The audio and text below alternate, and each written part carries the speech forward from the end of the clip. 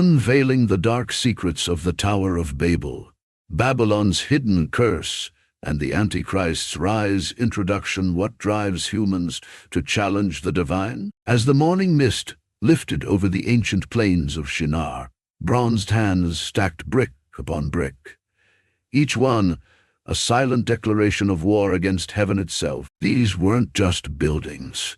They were manifestations of humanity's oldest and most dangerous ambition: to establish dominion without submission to God. Throughout human history, this primal urge has found its most potent expression in Babylon, a city, an empire, and ultimately a spiritual force that represents humanity's organized rebellion against divine authority. This isn't merely an ancient tale gathering dust in forgotten scrolls. It's the blueprint for understanding the spiritual conflict that continues to shape our world today. At its core, the story of Babylon reveals the fundamental tension between human ambition and divine purpose, between our desire to make a name for ourselves and God's sovereignty over all creation. This tension didn't disappear with the fall of ancient empires. It continues to resonate in our modern world, where towers of economic, technological, and political power reach ever higher toward heaven. The birth of Babylon. Nimrod's vision, the world after the Great Flood, was a blank canvas, its former civilizations washed away by divine judgment. As Noah's descendants multiplied across the fertile plains, one man emerged whose ambition would forever alter the course of human history. Cush fathered Nimrod. He began to be a mighty one on the earth.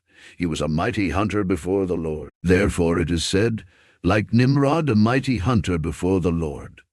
The beginning of his kingdom was Babel, Erech, Akkad, and Calneh, in the land of Shinar, as we read in Genesis chapter 10, verses 8 through 10. The term mighty hunter before the Lord carries significant weight. In the ancient world, hunting was not merely sport, but a demonstration of power, leadership, and conquest. The Hebrew phrase suggests not just skill, but defiance. Nimrod hunted in the face of the Lord, establishing himself as a figure of authority in deliberate challenge to divine rule. Imagine the scene. Nimrod, his muscular frame glistening with sweat, returns to the settlement dragging a massive lion. The beast's mane is matted with blood, its once fearsome roar silenced forever. The people gather, their eyes wide with wonder and fear. Children whisper his name in awe, while the elders exchange worried glances. This was no ordinary hunter. This was a man who killed what others feared, who conquered what others fled, who possessed a vision that transcended mere survival. The dusty plains of Shinar stretched before him like a kingdom waiting to be claimed. By day, the sun beat down mercilessly on the fertile land between the Tigris and Euphrates rivers. By night, the vast starry expanse reminded humans of their insignificance, a reminder that Nimrod rejected. The rich soil squished between toes, promising abundance for those willing to settle and cultivate.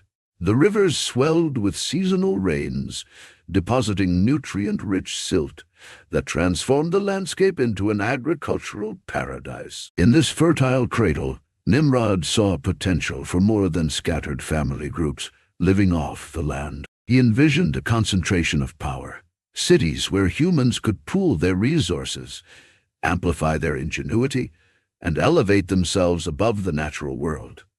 The air hummed with possibility as workers moved stones and shaped clay. The scent of bread baking in communal ovens mingled with the earthy smell of freshly cut timber and the metallic tang of early bronze work. Humanity was organizing, building, ascending. Prior to Nimrod, people lived in smaller tribal groups, their authority structures limited to family elders and simple chieftains. Leadership was earned through wisdom and experience, rather than coercion or centralized power. Society was fundamentally nomadic, following seasons and herds rather than settling permanently. Nimrod disrupted this pattern. His charisma drew people into permanent settlements. His hunting prowess promised protection, and his organizational ability transformed scattered families into the first true civilization. The transition wasn't merely physical, but philosophical, a move from dependence on God's provision to reliance on human ingenuity and structure. As we read in Genesis chapter 10, verse 11, "From that land he went into Assyria, and built Nineveh, Rehoboth-ir, Calah, and Rezin between Nineveh and Calah. That is the great city." Nimrod's achievements weren't limited to a single location. Like a spreading fire, his influence expanded, establishing multiple urban centers that would later become significant powers in their own right. The foundations of these cities tell a story of remarkable ambition. Archaeological evidence from Mesopotamian sites reveals surprisingly sophisticated urban planning from the earliest periods. Wide streets, dedicated districts for different crafts, and primitive sewage systems all point to a level of organization that would have seemed miraculous to people only a generation removed from nomadic life. At night, the glow of oil lamps illuminated dwellings made of sun-dried brick, while the sounds of humanity, children laughing, merchants haggling, elders telling stories, replaced the wilderness noises that had once dominated human experience. For the first time, humans could sit in the center of a city and hear no sound of nature, only the echoes of their own creation. Yet with every brick laid and every wall raised, Nimrod's civilization drifted further from the divine purpose. The God who had instructed Noah's family to be fruitful and multiply and fill the earth was watching as humanity chose instead to concentrate, to centralize, to fortify themselves against both the natural world and, ultimately, against their Creator. The tower that defied heaven in the heart of the growing city of Babel, Nimrod stood with his advisors, gazing across the bustling settlement that had sprung from the fertile plains. The morning air carried the scent of fresh bread and the earthy aroma of clay being mixed for bricks. Workers called to one another as they moved through the streets, their bodies already slick with sweat despite the early hour. Somewhere in the distance, a child's laughter blended with the lowing of penned cattle. "It is not enough," Nimrod declared, his voice cutting through the ambient noise of the city. "We have built dwellings and markets, but nothing that will truly establish our greatness." His chief architect, Ezron, a man with calloused hands and keen eyes, nodded in agreement. "What do you propose, my lord?" "A tower," Nimrod replied, sweeping his arm upward. "Not just any tower, but one that reaches to the heavens themselves. A monument to what mankind can achieve when united in purpose." The council murmured with excitement. This was ambition beyond anything they had contemplated before.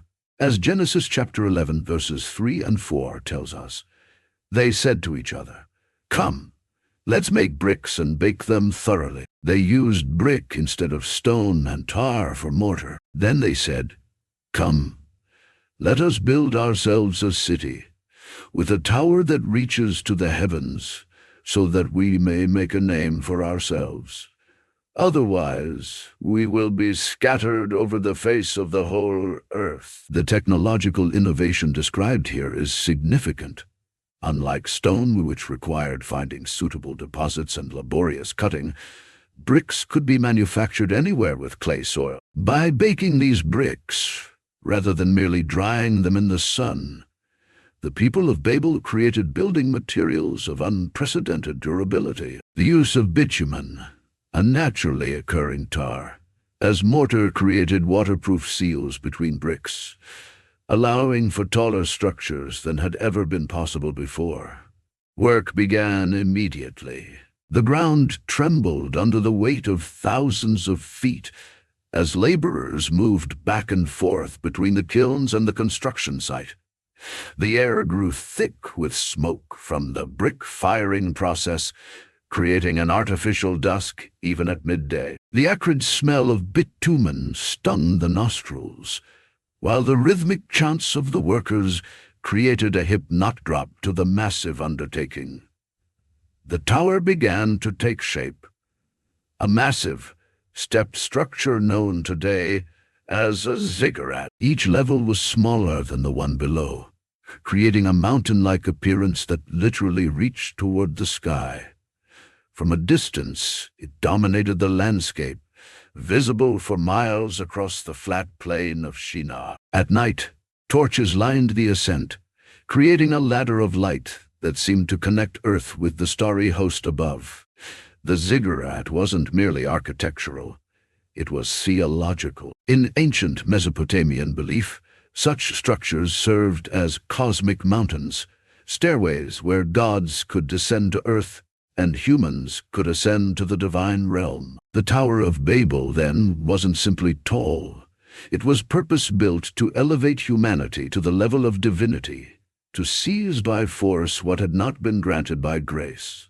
As construction continued, the social fabric of Babel shifted. The people developed specialized roles: brickmakers, mortar mixers, architects, scaffolding builders, food providers for the workers. A hierarchy emerged, with those closest to Nimrod's vision at the top and the manual laborers at the bottom. Language evolved to accommodate new concepts of engineering and organization. Society was transforming itself around the central project of the tower.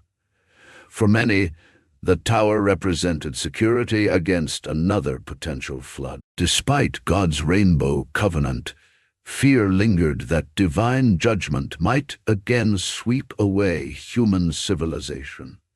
The tower stood as insurance against divine whim, a structure so tall that even rising waters could not reach its upper level. In their minds, they were protecting themselves not just from natural disaster but from God himself.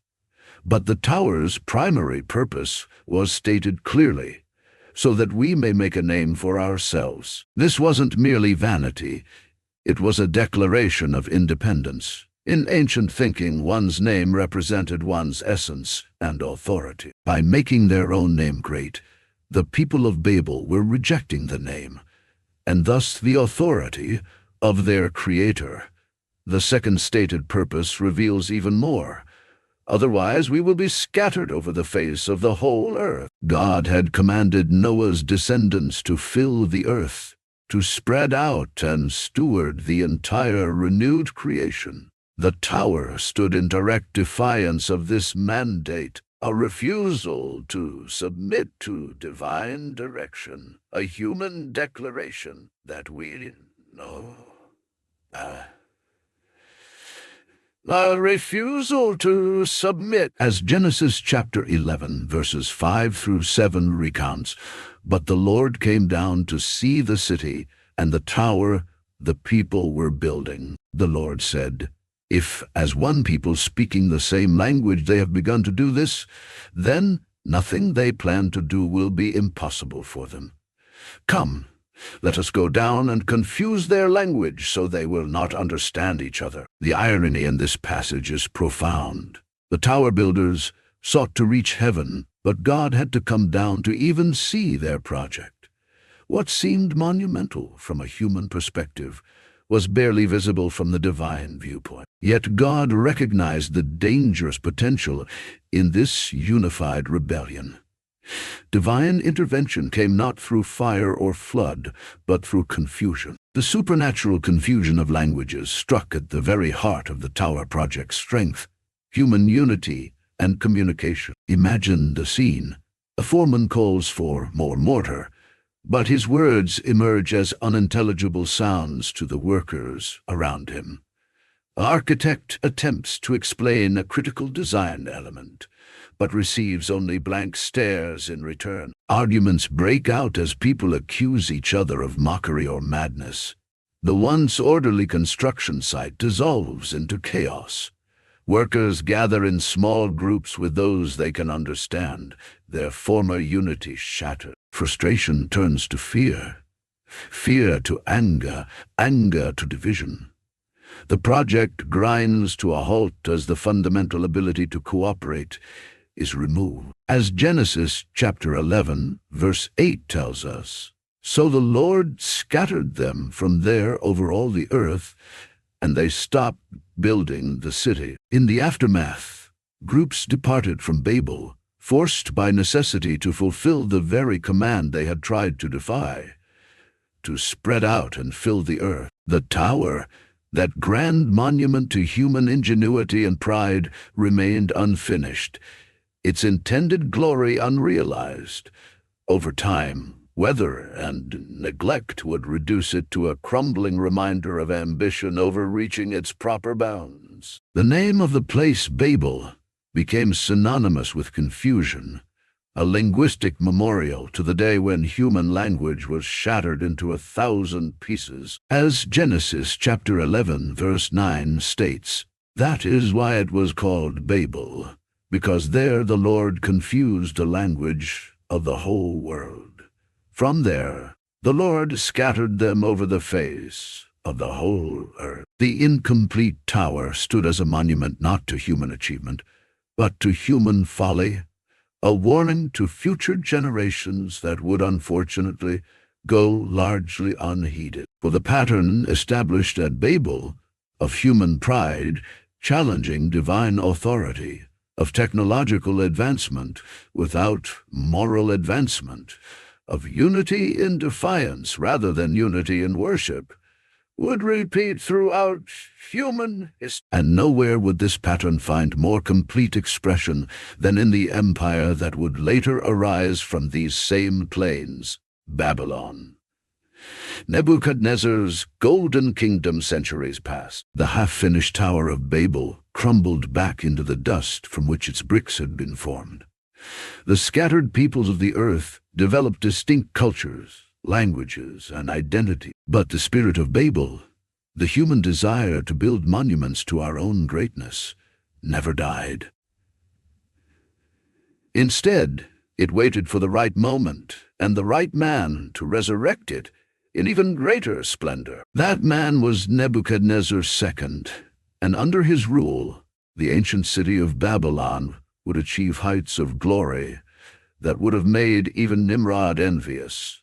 The year was 605 BC. The hot desert wind swept across the massive construction projects that dominated the city of Babylon. Dust coated the throats of thousands of laborers, many of them captives from conquered nations, as they dragged massive stones into place under the watchful eyes of armed overseers. The rhythmic pounding of mallets against chisels created a constant percussion that echoed through the broad avenues of the city. Nebuchadnezzar, newly ascended to the throne after his father's death, stood atop a viewing platform, his royal robes billowing in the breeze. His keen eyes scanned the city that was already magnificent, but that he envisioned transforming into the wonder of the world.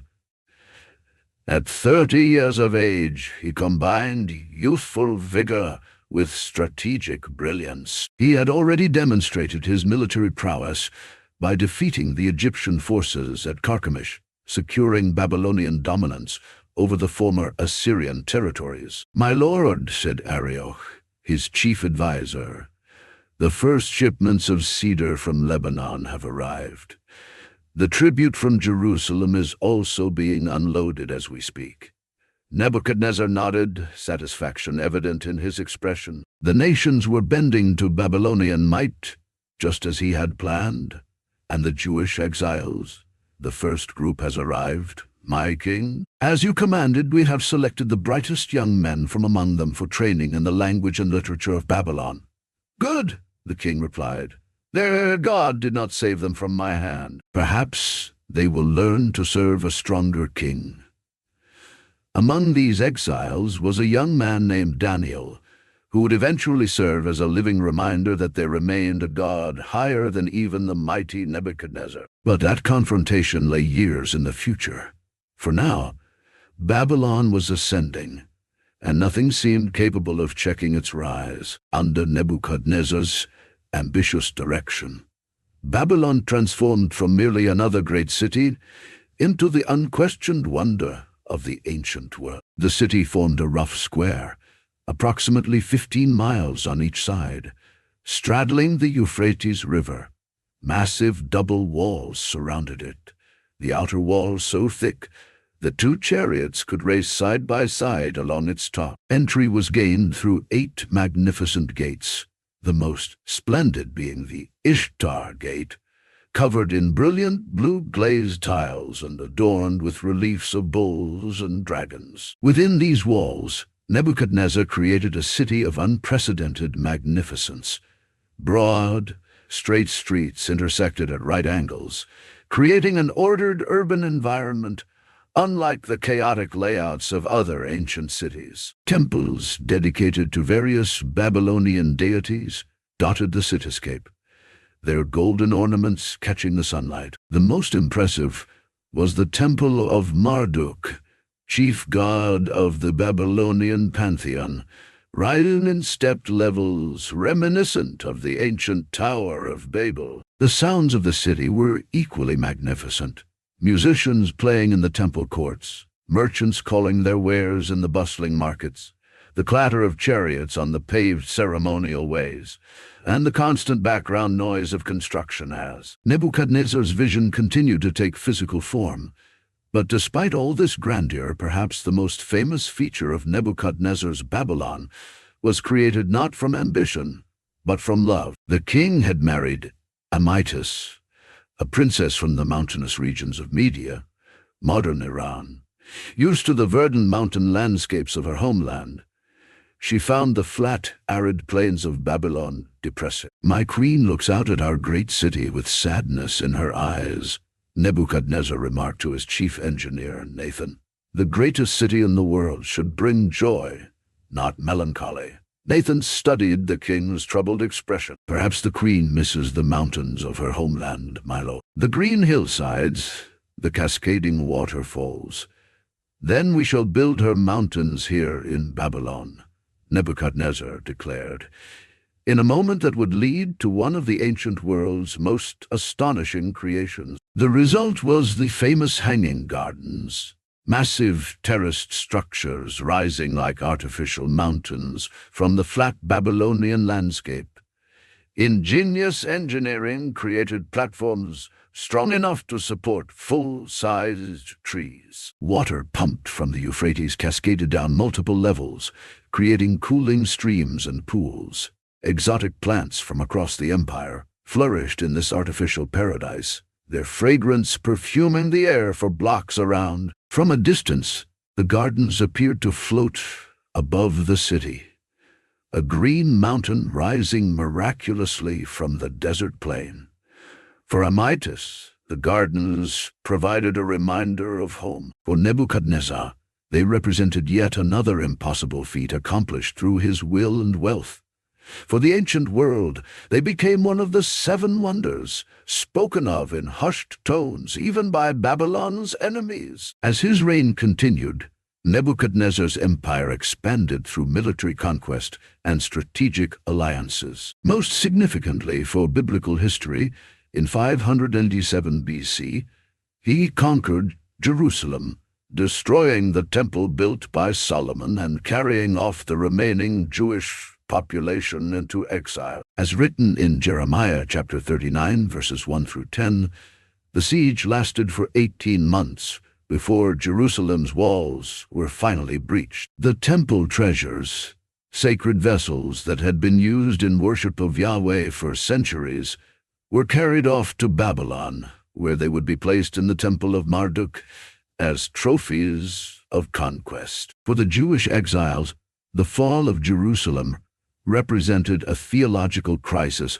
of unprecedented proportions. God had promised David an eternal kingdom, yet now David's throne lay empty.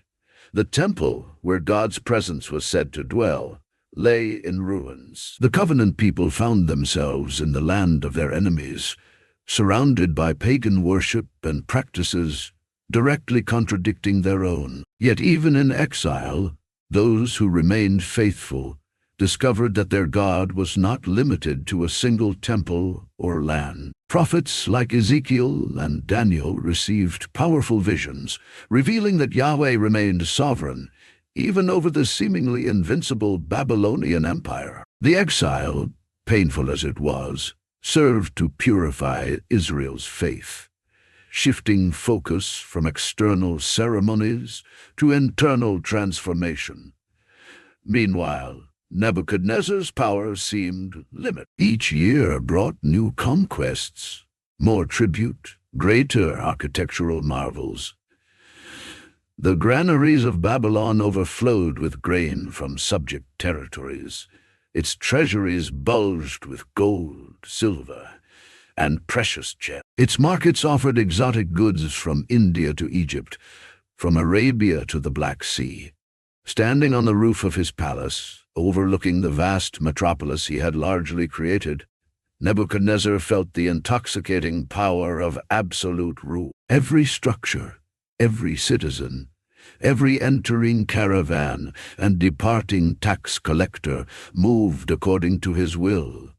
He had built what Nimrod could only dream of, a city and empire that truly reached to the heavens. But like Nimrod before him, Nebuchadnezzar's hubris would soon collide with divine reality, and the King of Kings would discover there remained a king above even him. Divine humbling.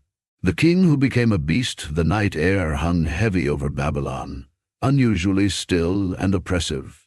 In his opulent chamber, Nebuchadnezzar tossed on his silken sheets, his dreams troubled by visions he could not comprehend. A massive tree grew before him, reaching toward heaven, visible to the ends of the earth.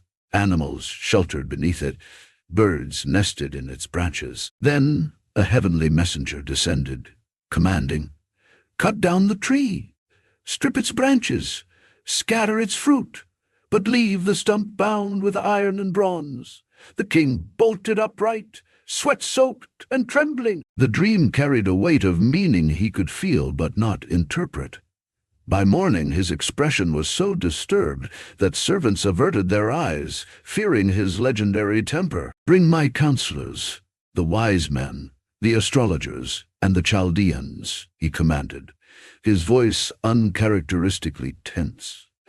"I have dreamed a dream that troubles my spirit." As related in Daniel chapter 4, the assembled wise men listened to the king's dream, but stood silent, their faces masks of confusion and fear. Though experts in Babylonian dream interpretation, they sensed something different in this vision, something beyond their traditional frameworks. None dared offer a false interpretation that might later bring the king's wrath. Finally, Daniel, the Jewish exile who had risen to prominence in the Babylonian court through his wisdom and his previous interpretation of the king's dreams, was summoned. Nebuchadnezzar recounted the dream once more, describing the mighty tree and its sudden cutting down. Daniel listened, his expression growing increasingly troubled. For several moments after the king finished speaking, he remained silent, visibly distressed by what he understood. The king, noting Daniel's hesitation, spoke with uncharacteristic gentleness. "Belteshazzar, using Daniel's Babylonian name, do not let the dream or its interpretation trouble you." Daniel finally spoke. "My lord, if only the dream applied to those who hate you, and its interpretation to your adversaries." He then proceeded to explain that the tree represented Nebuchadnezzar himself, his greatness, his reach, his provision for the peoples under his rule. The decree to cut it down was a judgment from heaven itself. "You will be driven from human society," Daniel explained, his voice steady despite the gravity of his words. "You will live with the wild animals and eat grass like cattle. 7 periods of time will pass over you until you acknowledge that the Most High rules over human kingdoms and gives them to whomever he wishes. The king's face drained of color as Daniel continued, explaining that the stump bound with iron and bronze represented the preservation of his kingdom. He would eventually be restored once he recognized God's sovereignty. Daniel concluded with an appeal that showed both courage and compassion. Therefore, O king, may my advice be acceptable to you. Break away from your sins by doing what is right, and from your iniquities by showing mercy to the poor. Perhaps there may be a prolonging of your prosperity. For a moment, it seemed Nebuchadnezzar might heed this warning. The dream had shaken him, and Daniel's interpretation carried the ring of truth. But as days passed without divine judgment, the king's confidence returned. The pressures of empire, the flattery of courtiers, and the daily evidence of his own power gradually eroded any impulse toward humility. 12 months later, Nebuchadnezzar strolled on the roof of his palace, surveying the breathtaking cityscape of Babylon. The evening sun gilded the ziggurats, temples, and palaces, while the Euphrates wound through the city like a ribbon of molten silver. The hanging gardens cascaded in green terraces to his right, while the massive walls surrounding the city promised security that seemed impenetrable. Pride swelled within him, obliterating memories of Daniel's warning. "Is not this great Babylon," he proclaimed aloud, "which I have built by my mighty power as a royal residence, and for the glory of my majesty?" The words still hung in the air when a voice from heaven pronounced judgment. "O King Nebuchadnezzar, to you it is declared, the kingdom has departed from you, and you shall be driven from among men, and your dwelling shall be with the beasts of the field. And you shall be made to eat grass like an ox, and 7 periods of time shall pass over you, until you know that the Most High rules the kingdom of men and gives it to whom he will." Immediately, something changed in the king's mind. Those present described a strange transformation, the light of human intelligence fading from his eyes, replaced by a wild, animal-like stare. He began tearing at his royal robes, dropped to all fours, and fled from human company. For 7 years, the mighty Nebuchadnezzar lived as a beast. He roamed the royal parks and gardens, later venturing into the wilderness beyond the city walls. His once manicured nails grew long and curved like bird talons. His carefully trimmed beard and hair grew matted and tangled beyond recognition. The body that had been perfumed with the finest oils and dressed in the most luxurious fabrics was now filthy and weather-beaten, exposed to sun, rain, and bitter Mesopotamian nights. Palace officials kept the truth from the general populace and foreign emissaries, claiming the king was in seclusion for religious purposes. His son, Marduk, served as regent, maintaining the administrative functions of the empire, while a team of trusted guards ensured the king's safety from a distance, preventing him from harming himself or being harmed by others. Most poignantly, a king who had dined on delicacies from across the known world now grazed on grass like cattle. The mouth that had issued commands affecting millions now formed only animal grunts and calls. The mind that had conceived engineering marvels and military strategies was reduced to the basic instincts of survival. Yet, through this profound humiliation, something remarkable was happening within Nebuchadnezzar. Stripped of all external trappings of power and even of human consciousness, he was experiencing the most fundamental reality of existence: complete dependence. Every creature, from the greatest king to the smallest insect, lives by the sustaining power of forces beyond itself. The king who had attributed his achievements to my mighty power and my majesty was learning through suffering what he had refused to learn through warning. After 7 years, as suddenly as it had begun, Nebuchadnezzar's madness lifted, as he describes in his own words in Daniel chapter 4, verses 34 through 35. At the end of the days, I, Nebuchadnezzar, lifted my eyes to heaven, and my reason returned to me, and I blessed the Most High, and praised and honored him who lives forever, for his dominion is an everlasting dominion, and his kingdom endures from generation to generation. All the inhabitants of the earth are accounted as nothing, and he does according to his will among the host of heaven and among the inhabitants of the earth, and none can stay his hand or say to him, "What have you done?" The transformation was not merely the return of sanity, but the acquisition of wisdom. Nebuchadnezzar recognized not just that God existed, but that God's dominion relativized all human power. The king's restored perspective came with restored position. His counselors and nobles sought him out, and he was re-established on his throne with even greater majesty than before. The humbled king concluded his account with words that would have been unimaginable from the proud ruler who had built Babylon. Now I, Nebuchadnezzar, praise and extol and honor the King of heaven, for all his works are right, and his ways are just. And those who walk in pride, he is able to humble. This extraordinary episode, a world emperor reduced to animal-like existence and then restored, stands as one of history's most dramatic lessons in the relationship between human power and divine authority. Nebuchadnezzar did not cease being king of Babylon, but he recognized he was not king of kings. He continued to exercise authority, but now with the understanding that his authority was delegated, not inherent. The pattern established with Nimrod at Babel had momentarily been broken.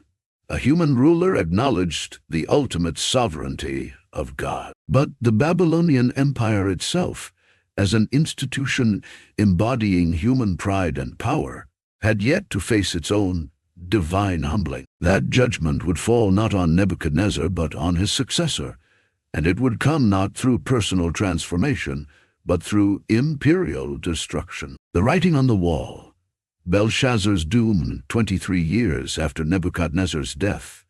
The palace of Babylon blazed with light and echoed with raucous celebration. King Belshazzar, Nebuchadnezzar's grandson, had ordered a feast of unprecedented scale.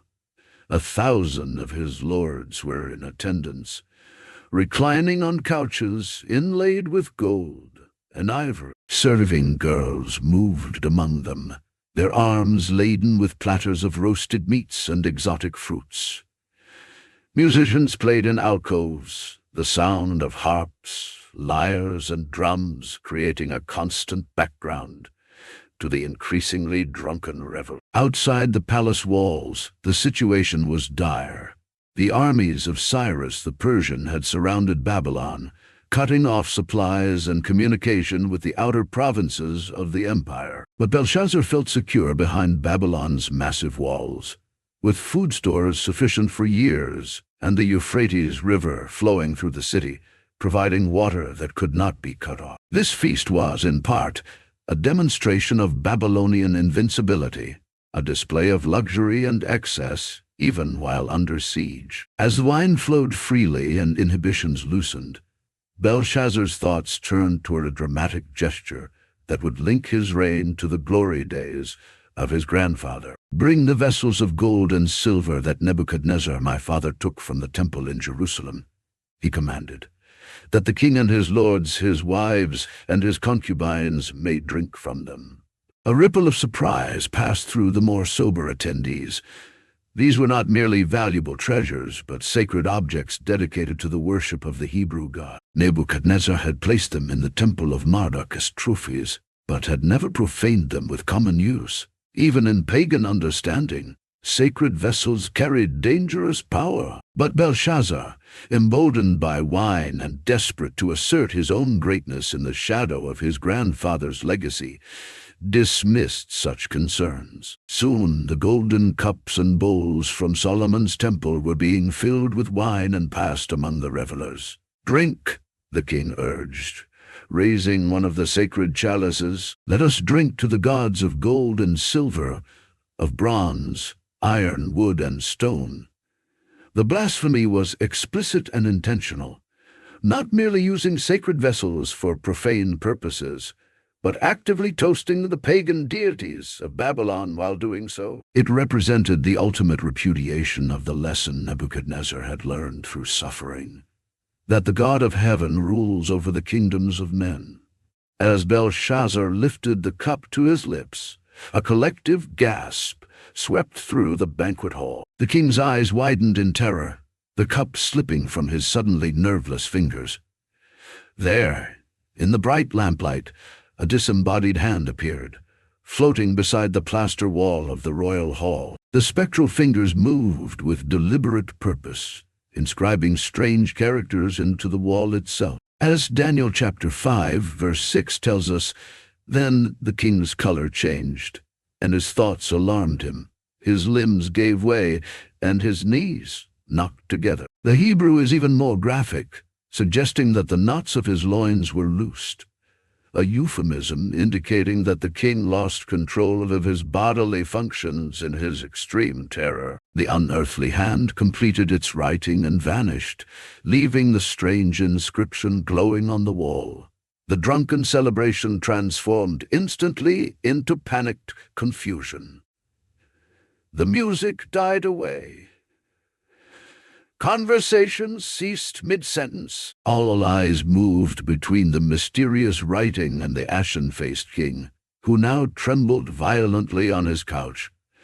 "Bring on the enchanters," Belshazzar finally managed to command, his voice cracking with fear. "Whoever reads this writing and shows me its interpretation shall be clothed in purple, and have a chain of gold around his neck, and shall be the third ruler in the kingdom." The wise men of Babylon filed in, their expressions growing increasingly troubled as they studied the mysterious text. But none could decipher it. The characters themselves were recognizable, Aramaic, the common language of the empire, but their meaning remained opaque. As the king's agitation grew, the Queen Mother entered the banquet hall. Whether Nebuchadnezzar's widow or another royal woman of the older generation, she alone maintained composure amid the chaos. "O king, live forever," she began, using the formal court address. "Let not your thoughts alarm you or your color change. There is a man in your kingdom in whom is the spirit of the holy gods." She proceeded to remind Belshazzar of Daniel, who by this time was an elderly man, but still living in Babylon. Under Nebuchadnezzar, Daniel had demonstrated an extraordinary ability to interpret dreams and solve seemingly unsolvable puzzles. So Daniel was brought in before the king. The text tells us in Daniel chapter 5, verse 13. The contrast could not have been more stark. The elderly Jewish exile, simply dressed and dignified in bearing, standing before the disheveled, frightened king, surrounded by the evidence of his excess and sacrilege. The sacred vessels of Jerusalem's temple still scattered about, some overturned and spilling their contents onto the rich carpets. Belshazzar offered Daniel the same reward he had promised his wise men: purple clothing, a gold chain, and the position of third ruler in the kingdom. Daniel's response revealed both his integrity and the spiritual bankruptcy of Belshazzar's regime. "Let your gifts be for yourself, and give your rewards to another. Nevertheless, I will read the writing to the king, and make known to him the interpretation." Before interpreting the mysterious writing, Daniel delivered a stinging rebuke, reminding Belshazzar of Nebuchadnezzar's experience, how God had humbled the great king until he acknowledged divine sovereignty. "And you, his son, Belshazzar, have not humbled your heart, though you knew all this, but you have lifted up yourself against the Lord of heaven." Daniel then turned to the writing on the wall. Main, tekel, parsin. Each word carried both a literal meaning as a weight or measurement and a prophetic application to Belshazzar's situation.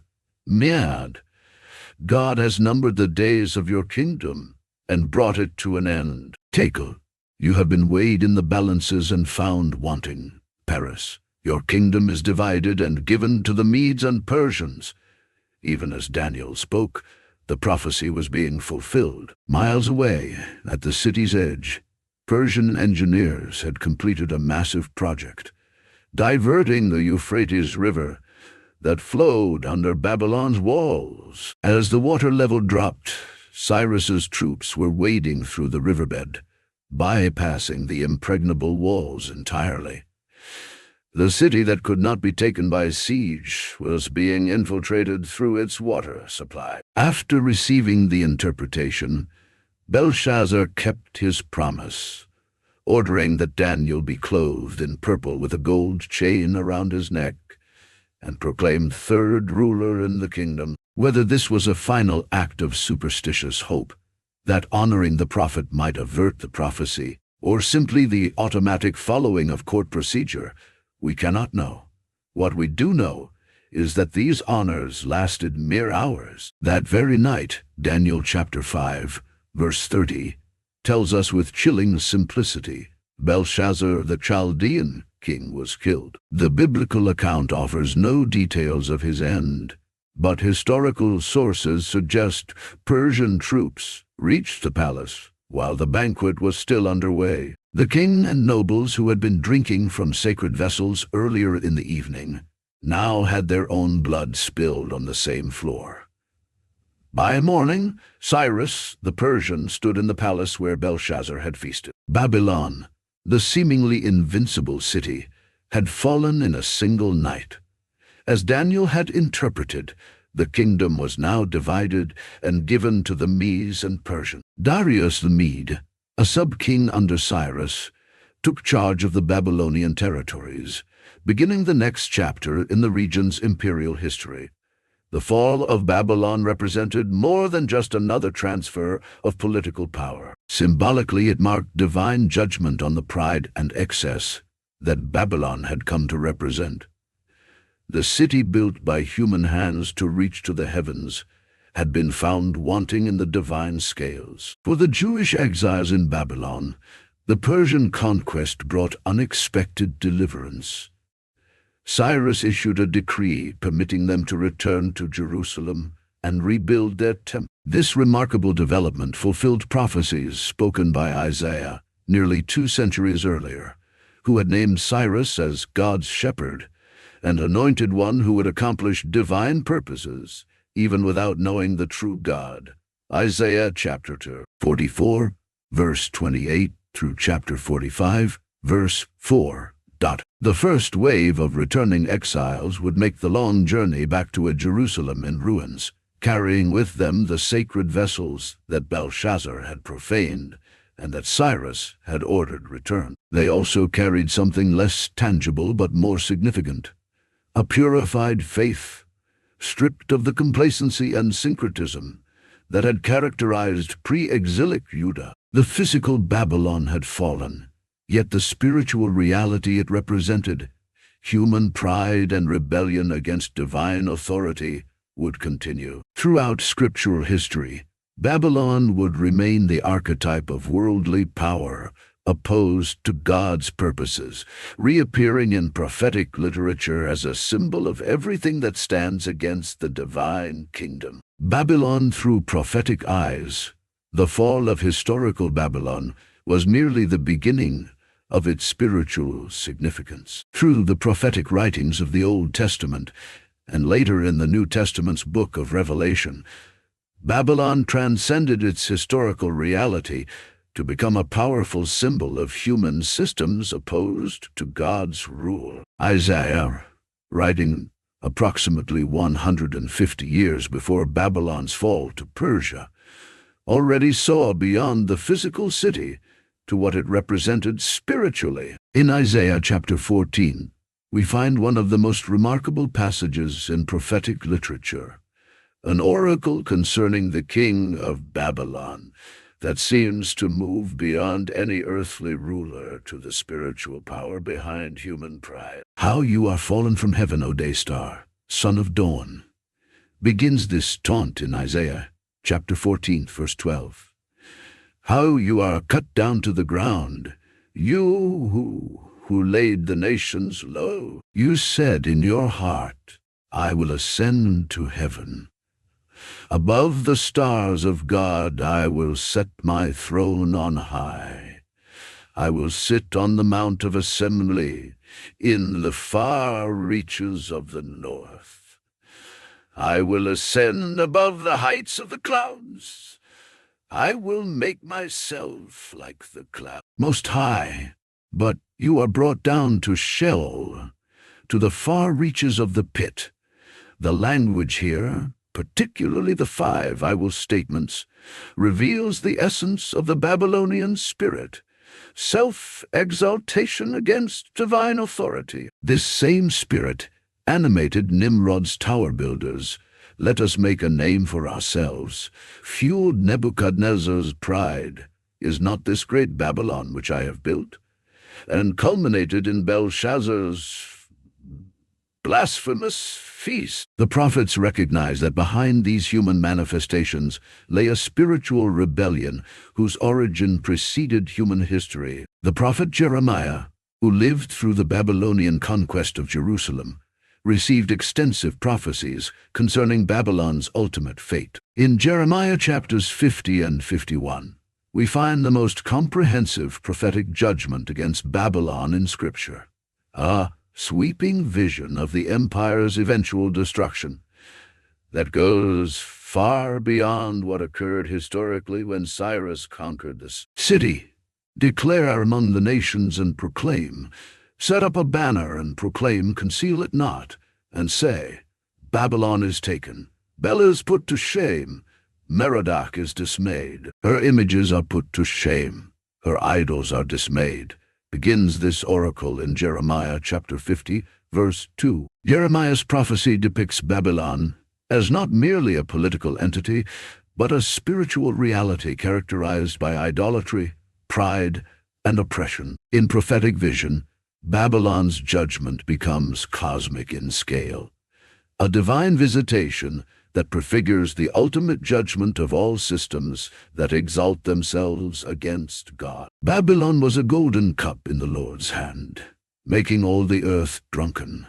The nations drank of her wine. Therefore the nations went mad, Jeremiah declares in chapter 51, verse 7. This image of Babylon as an intoxicating influence, drawing nations away from truth and into madness, would later be developed further in the book of Revelation. Perhaps most significantly for later biblical theology, Jeremiah chapter 51, verse 6, contains a divine command that would echo through Scripture into its final book. Flee from the midst of Babylon. Let everyone save his life. Save his life. Be not cut off in her punishment. For this is the time of the Lord's vengeance, the repayment he is rendering her. This call to God's people to separate themselves from Babylon, to refuse participation in its systems and values, establishes a theme that continues throughout biblical revelation. The physical exile of Israel in historical Babylon becomes a metaphor for the spiritual situation of God's people in every age, living within worldly systems while maintaining allegiance to a different kingdom. Even as they prophesied Babylon's judgment, the prophets saw beyond it to God's ultimate purpose of redemption. Through Jeremiah, God promised Israel, when 70 years are completed for Babylon, I will visit you, and I will fulfill to you my promise, and bring you back to this place. For I know the plans I have for you, declares the Lord, plans for welfare, and not for evil, to give you a future and a hope. Jeremiah chapter 29, verses 10 through 11. This balance of judgment and hope, of condemnation for prideful systems, alongside promises of restoration for God's people, characterizes the prophetic view of Babylon throughout Scripture. Babylon must fall precisely because God intends to establish something better, a kingdom not built on human pride, but on divine grace. not maintained by oppression but by justice and peace. The prophet Daniel, living within Babylon itself, received perhaps the most comprehensive prophetic overview of the succession of world empires. In Daniel chapter 2, he interprets Nebuchadnezzar's dream of a great statue with a head of gold, Babylon, chest and arms of silver, Medo-Persia, belly and thighs of bronze, Greece, and legs of iron with feet of mixed iron and clay, Rome. The statue is ultimately destroyed by a stone cut out by no human hand that becomes a great mountain and filled the whole earth. Daniel chapter 2, verse 35. A clear reference to God's kingdom supplanting all human empires. This vision established a prophetic framework that would influence all subsequent biblical apocalyptic literature. Human kingdoms rise and fall in sequence, each displaying the same fundamental characteristics of pride and self-exaltation, each ultimately yielding to divine judgment. Yet the final outcome is not annihilation, but transformation. The establishment of a kingdom that shall never be destroyed. Daniel chapter 2, verse 44. Daniel's later visions expand this framework, depicting the succession of empires as increasingly terrifying beasts emerging from the sea.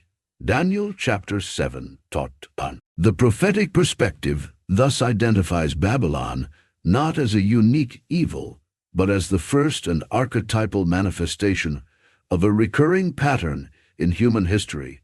Imperial power that claims absolute authority and demands absolute allegiance. By the time of the New Testament, physical Babylon was a shadow of its former glory. Yet the spiritual reality it represented remained potent enough that the Apostle Peter, writing to scattered Christian communities facing persecution, could refer to Rome as Babylon. 1 Peter chapter 5, verse 13. The identification was natural. Rome, like Babylon before it, represented centralized imperial power demanding allegiance that rightfully belonged only to God. This symbolic understanding reaches its fullest development in the book of Revelation, where Babylon the Great appears not as a revived historical city, but as a comprehensive system opposing God's kingdom. God's king. To understand this final manifestation of the Babylonian spirit, we must turn to John's apocalyptic vision of the end times. The final Babylon. End times revelations, the island of Patmos at 95. The elderly apostle John, exiled for his testimony about Jesus, received visions of such magnitude and mystery that nearly 2,000 years of subsequent interpretation have not exhausted their meaning. Among the most vivid and controversial elements of these visions was the reappearance of Babylon, not as a historical city, but as a spiritual reality whose judgment would mark a decisive moment in God's ultimate victory. Fallen is Babylon the Great, announces an angel in Revelation chapter 14, verse 8. This declaration, echoing Isaiah's prophecy, introduces what becomes a major theme in the latter portion of Revelation. Babylon appears as a dual reality, both a corrupt religious system portrayed as a prostitute, and a dominating economic political system portrayed as a great city. In Revelation chapter 17, John describes his vision. And I saw a woman sitting on a scarlet beast that was full of blasphemous names, and it had 7 heads and 10 horns. The woman was arrayed in purple and scarlet, and adorned with gold and jewels and pearls, holding in her hand a golden cup full of abominations and the impurities of her sexual immorality. And on her forehead was written a name of mystery, Babylon the Great, mother of prostitutes and of earth's abominations. The symbolism is dense and multi-layered. The scarlet beast represents political power, specifically, a final empire or alliance of nations that will emerge in the end times. The woman sitting on the beast represents religious and cultural influence that both rides upon and directs political power. Her purple and scarlet clothing suggests both royalty and sin. The golden cup directly recalls Jeremiah's description of historical Babylon as a golden cup in the Lord's hand, making all the earth drunken. Most significantly, this woman is identified as Babylon the Great, not a geographic location, but a spiritual reality that has manifested throughout human history. She is called Mother of Prostitutes and of Earth's Abominations, suggesting that she represents not merely one false religious system, but the source and archetype of all corrupted spirituality. The angel explaining the vision to John states, "The woman that you saw is the great city that has dominion over the kings of the earth." Revelation chapter 17, verse 18. This identification of the woman with the great city creates a seamless connection between the spiritual corruption she embodies and the economic political system described in the subsequent chapter. Revelation chapter 18 portrays Babylon as a commercial colossus whose economic influence extends globally.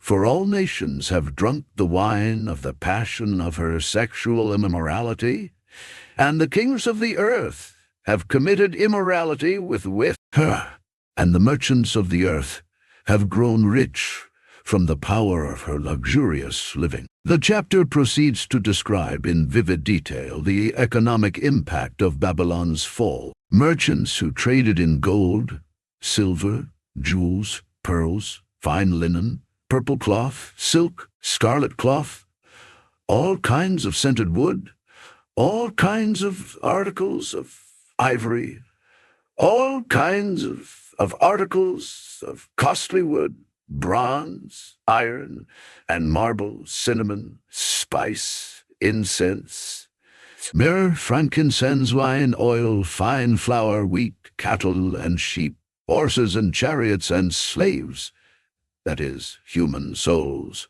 Revelation chapter 18, verses 12 through 13, stand at a distance, weeping over their lost prophets. This catalogue of luxury goods, concluding with the chilling inclusion of human souls among tradable commodities, presents Babylon as a system that commodifies everything, reducing even human beings to their market value. It represents the ultimate expression of materialism, where worth is determined solely by economic utility. All of this economic Babylon occurs with stunning suddenness.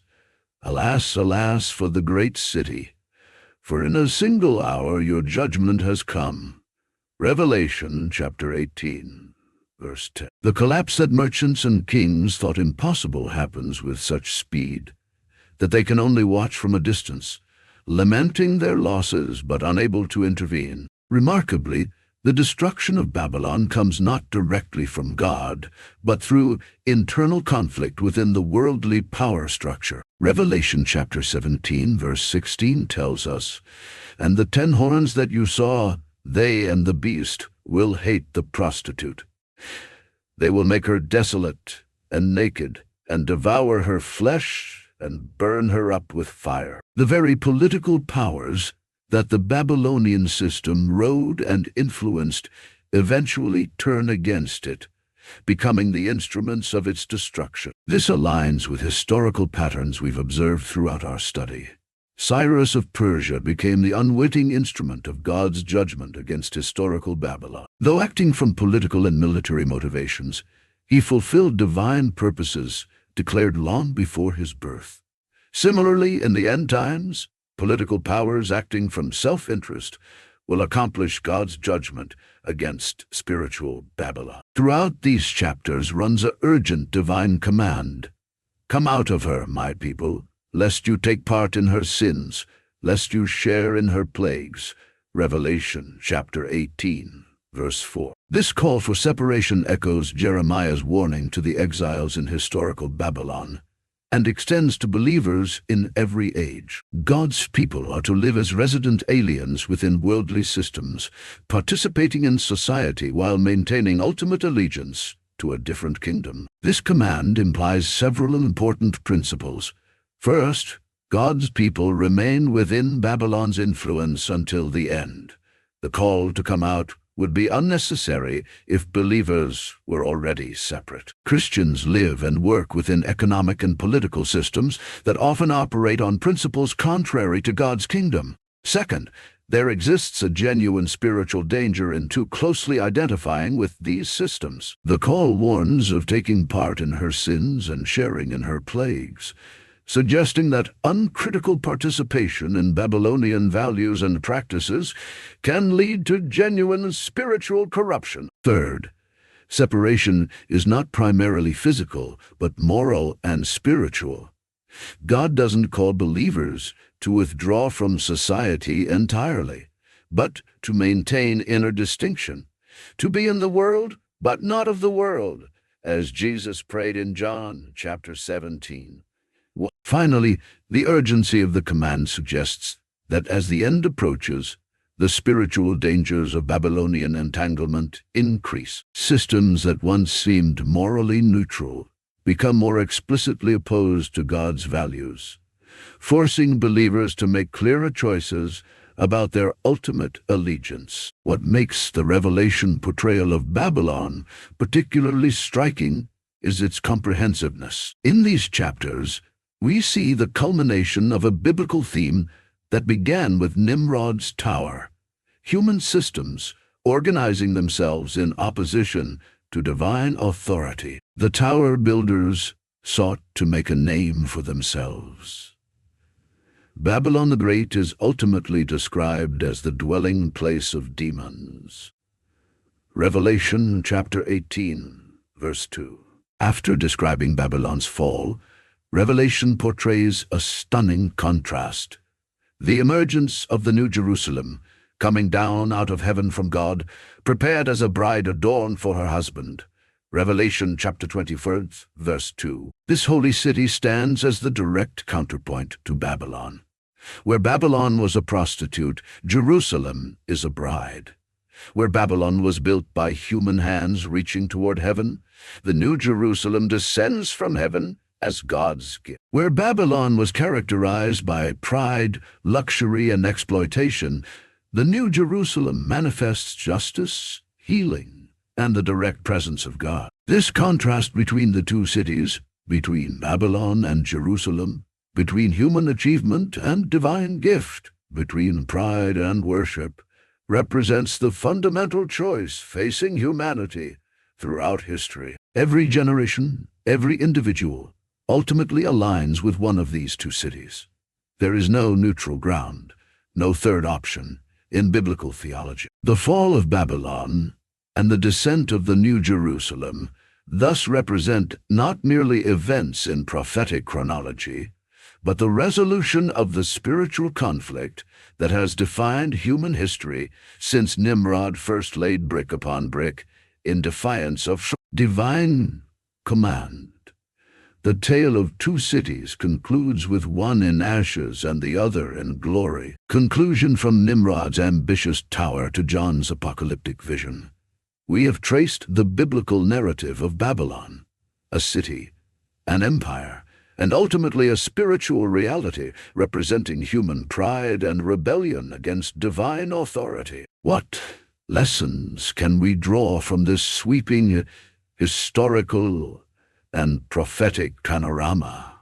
First, we recognize the persistence of the Babylonian spirit throughout human history. Though the physical city declined into ruins, its spiritual essence, the human drive to make a name for ourselves and to build kingdoms independent of divine authority, continues to manifest in empires, ideologies, and economic systems. The tower still rises, only its architecture changes.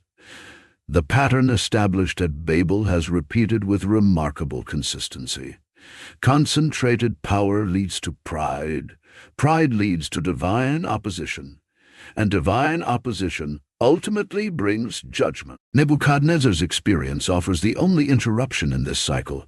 His humbling and subsequent acknowledgement of God's sovereignty provides a model of how human achievement and divine worship can potentially be reconciled. Second, we understand that Babylon represents systems, not merely individual sin. While personal pride certainly figures in the Babylonian equation, the biblical portrayal emphasizes institutional and structural manifestations. Babylon emerges when human systems, political, economic, religious, technological, organize themselves according to principles that exclude or marginalize divine authority. Individual leaders like Nimrod and Nebuchadnezzar exemplify the Babylonian spirit, but the tower itself represents collective human striving. Third, we observe God's consistent response to Babylonian pretensions. Divine judgment against Babylon is never arbitrary, but always proportional and ultimately redemptive. The confusion of languages at Babel prevented worse consequences of unified rebellion. Nebuchadnezzar's temporary madness led to his spiritual enlightenment. Even the fall of historical Babylon to Persia resulted in freedom for God's exiled people and the fulfillment of prophetic promises. The final judgment against apocalyptic Babylon in Revelation clears the way for the New Jerusalem, suggesting that Babylon must fall precisely because God intends something better for humanity. Fourth, we recognize our own implication in the Babylonian story. The biblical narrative compels us to examine the systems we participate in and the values we embrace. Do our economic practices commodify human lives and natural resources? Do our political loyalties demand allegiance that belongs only to God? Do our technological ambitions reflect Babel's desire to reach the heavens through human achievement alone? The biblical warning to come out of Babylon remains relevant precisely because we remain within its influence. Three key lessons emerge from our study. Pride precedes destruction. From Nimrod to Nebuchadnezzar to apocalyptic Babylon, the biblical narrative consistently portrays pride as the precursor to judgment. Systems and individuals that exalt themselves will ultimately face divine opposition. As Proverbs chapter 16, verse 18 succinctly states, "Pride goes before destruction, and a haughty spirit before a fall." True security comes from God, not human systems. Babylon's massive walls, economic dominance, and political influence all proved insufficient protection against divine judgment. The tower builders sought security in unity and technology. Nebuchadnezzar found it in military might and magnificent architecture. End times Babylon seeks it in economic hegemony. All ultimately fail. True security comes only from alignment with divine purposes. God's people are called to live as resident aliens within Babylonian systems. Throughout biblical history, whether in Daniel's service in Nebuchadnezzar's court, the Jewish community during exile, or Christians within the Roman Empire, God's people have navigated the tension of living within worldly systems while maintaining ultimate allegiance to a different kingdom. This remains our challenge today. Three questions worthy of deep reflection. In what ways do modern systems, economic, political, technological, reflect Babylonian values of self-exaltation and independence from divine authority? How can believers maintain integrity while participating in these systems? What would true separation from Babylon look like in contemporary society? How can we come out of her spiritually while remaining engaged with the world God calls us to serve? If historical Babylon fell despite its seemingly impregnable defenses, what apparent securities in our own society might prove equally vulnerable? Where have we placed our trust that rightfully belongs only in God? The story of Babylon is not merely ancient history or abstract prophecy.